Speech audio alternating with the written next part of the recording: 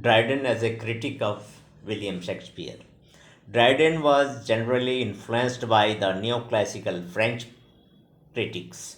He shared their classical views to a great extent. Like them, he found fault with Shakespeare. He said, he is many times flat, insipid, his comic wit degenerating into clenches, his serious swelling into bombast. But like neoclassical French critics, he was not rigid in his approach to William Shakespeare. He tried to defend William Shakespeare on many occasions. For example, he did not decry Shakespeare for want of his learning. He says, those who accuse him to have wanted learning gave him the greater commendation. He was naturally learned.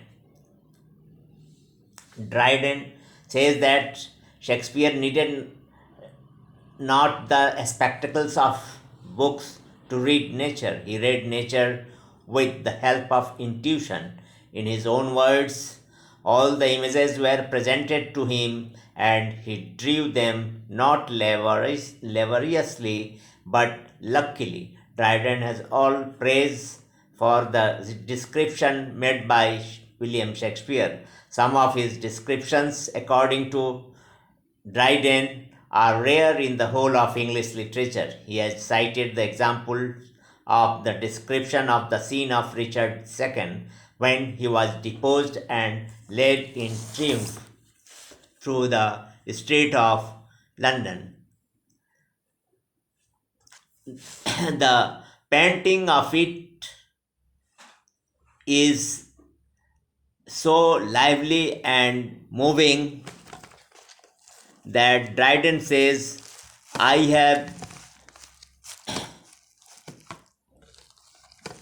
have scarcely read anything comparable to it in any other language.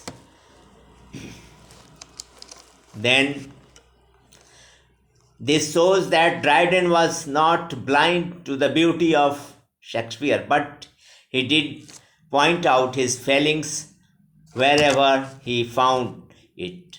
He says that Shakespeare's manner was faulty. In the words of Dryden, Shakespeare often observes his meaning by the words and sometimes makes it unintelligible. But at the same time, he admits that Shakespeare understood the nature of the passions of human heart.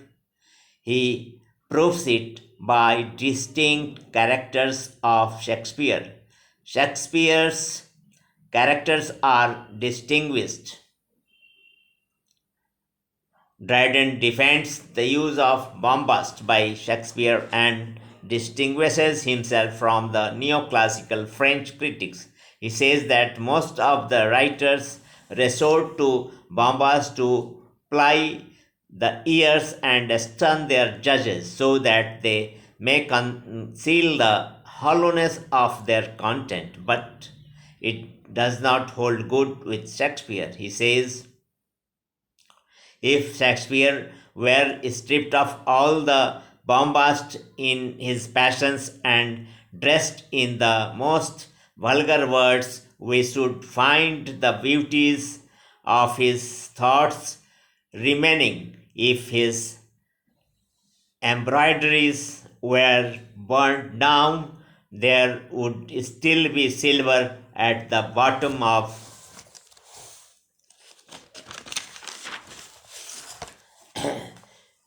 the melting pot. Dryden says that Shakespeare had the largest and most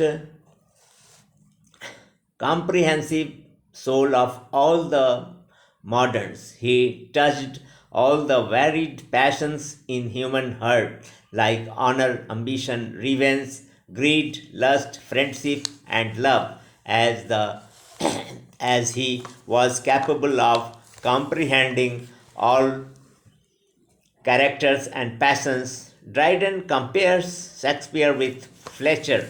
Fletcher dwells on love alone in his writing. Of course, he dwelt on it nicely, but Shakespeare taught Fletcher to write on love in the opinion of Dryden. As a critic, Dryden's method is comparative. He sets Shakespeare in comparison with other writers and finds out his merits and demerits. He considers Shakespeare as great as Homer. Homer was the father of narrative poetry, whereas Shakespeare was the father of dramatic poetry. Again, Dryden compares Shakespeare with Johnson. He says that Johnson set the pattern of elaborate writing. In this respect, Johnson was the Virgil in the eyes of Dryden, but Dryden could not love him. In his own words, I admire Johnson, but I love Shakespeare. As Shakespeare was the master of human heart, his dramas are the index of human heart, whereas Johnson was concerned with human mind. Unlike the neoclassical French critics, Dryden was liberal. He was not out to find only faults. He did try to remove some of the false charges against Shakespeare.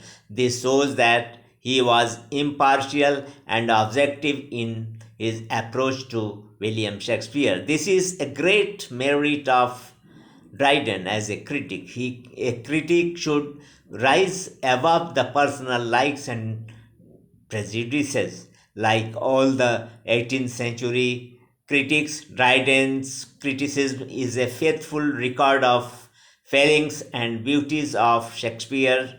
Dryden is the father of modern English criticism as he paved the way for the growth of future critics.